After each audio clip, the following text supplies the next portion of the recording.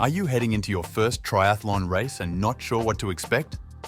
Perhaps it's been a while since your last race. Fear not.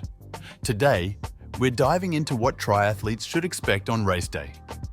Whether you're new to triathlon or just looking for a refresher, we've got you covered.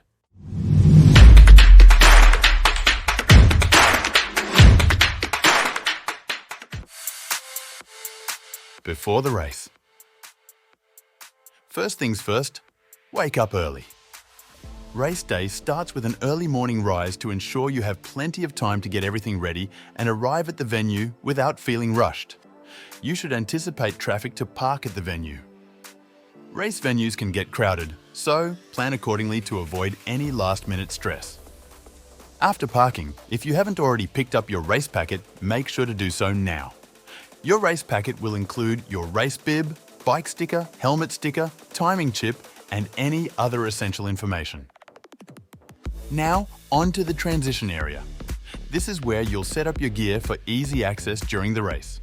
Many races will have the transition area gated off with volunteers checking numbers to ensure that people who are coming and going aren't stealing bikes. Many races will not let you enter transition until your bike is tagged with the race numbers provided in your packet. Once you're in the transition area, you'll need to get to the bathrooms before lines start to form. This is a triathlon inevitability. Taking care of your business as soon as possible will ensure you're not time-pressed when setting up your equipment. When setting up your transition area, follow any race-specific instructions for setting up your equipment. The following are common instructions you need to follow to set up your gear. Racking your bike. When entering transition, find where you need to put your bike on the rack. Some races give you a spot specific to your race number. Many races will have you rack your bike in a section designated by your age group. Bike sticker. Apply a race-provided number to your bike. The bike number is typically applied as a sticker to your top tube or seat post. Some races will have you zip tie the number to the top tube. Helmet sticker. Apply the race-provided number to your helmet. This is typically applied as a sticker. You may need to apply it to the front, side, or both if you're given multiple stickers. Race number. You can apply your race number to your race belt, or you can pin your race number to your race kit using safety pins. It is recommended to use a race belt over safety pins to avoid putting holes in your race kit. Additionally, it won't add any drag or discomfort to the swim. Timing chip. Wrap your timing chip around your ankle. Different races use different timing chips, each with their own instructions. Some need to be worn on the outside of your wetsuit so it can be picked up by the timing mats. Others can be tucked under your wetsuit. Body markings. Some races provide stickers of your race number that you'll apply to your forearms or biceps. Some races will have volunteers write your race number on your arms and your age on your calves using a marker. Others won't add markings to your body at all. After all of that, it's now time to lay out your running shoes and other gear neatly. Keeping your space tight and tidy will allow other athletes to fit in the limited space. While you're in transition, it is wise to note the flow of traffic between legs. These are typically labeled as swim in, bike out, bike in, and run out. In, meaning where you're coming from as you finish the segment. Out, meaning where you're exiting to start the next leg. Knowing where to go between legs will ensure you don't waste any time figuring out where to go next during the race. Warm up. All of these moving parts and we haven't even started the race yet. Almost there. But before the race begins, it's essential to warm up properly. Whether it's a light swim or a jog, getting your body primed will help you perform at your best. Some races won't allow swimmers in the water to warm up after the first athletes start. Some races allow warming up in the water off to the side of the race course. You'll find that most triathletes are guilty of standing around idle for too long. Keep your body moving. It's important to stay warmed up. The swim. Finally, onto the start of the race. Many races will be a mass start with your age group. Some will opt for a rolling start where only a few people start at a time. In rolling starts, you self-organize based on swim skill capability. Many races will have a beach start where you run into the water. Some races opt for an in-water start.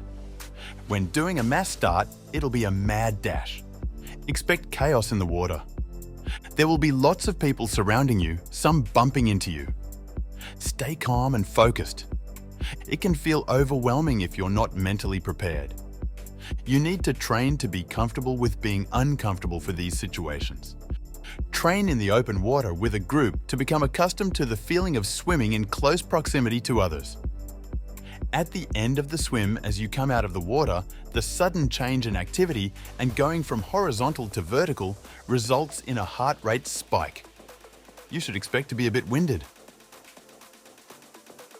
Transition 1. After the swim, you'll be directed into your first transition, also known as T1. You'll then run to where your bike and gear are set up. Having a bright or distinct towel or mat in your transition location can help you find your equipment. Take off your wetsuit or other swim-specific gear in a swift but controlled manner. Now, you must fasten your helmet before touching your bike. You'll see people all around you running with their bike to the mount line in various ways. Some will put on bike shoes and jog their bike. Some will have their shoes attached to the bike and run in their bare feet. Most beginners with flat pedals should put on their running shoes and jog their bike to the mount line. Bring your bike past the mount line, hop on, and then ride. The bike. During the bike leg, be prepared to be passed by stronger cyclists. There's almost always someone faster. You'll hear cyclists call out, "On your left," which means that they are passing to your left and that you should move toward your right. Be sure to be familiar with the course. Note the different turns. Note the number of laps if applicable. It's also important to follow the instructions of volunteers on the course. Finally, and most importantly, be aware of your surroundings. As you approach the end of the bike, you'll see volunteers telling you to slow down. You need to dismount your bike before the designated line. Transition 2.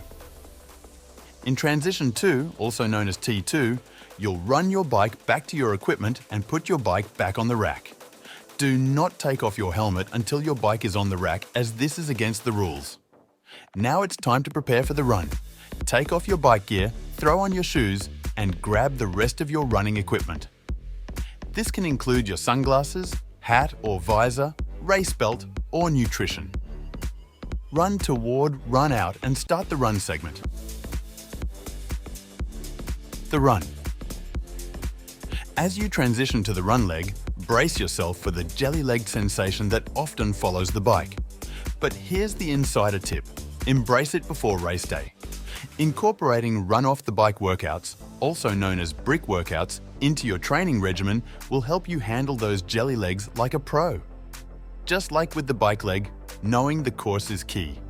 Pay attention to the turns and keep track of the number of laps to avoid any mistakes. During the run, you'll find aid stations periodically placed along the course, offering hydration options like water, electrolytes, and even fuel sources such as gels or bananas. So, no need to weigh yourself down with bottles. Finally, as you triumphantly cross the finish line, take a moment to revel in your achievement. After the race. Race day isn't over yet. Once you've conquered the course and crossed the finish line, it's time for the post-race rituals. First up, return your timing chip as instructed by volunteers. Now, on to replenishing those energy stores. Many races offer a spread of carbohydrate-rich goodies like oranges, bananas, and granola bars to help kickstart your recovery. Don't forget about protein. Many races don't provide the proper protein-rich foods you need to recover. Pack a post-race protein bar or shake to ensure your muscles have the fuel they need to repair and rebuild. It's the secret weapon for bouncing back quickly after a race. Now that you know what to expect on race day, you can tackle any triathlon course with ease. Until next time, keep pushing your limits and remember to savor every finish line moment.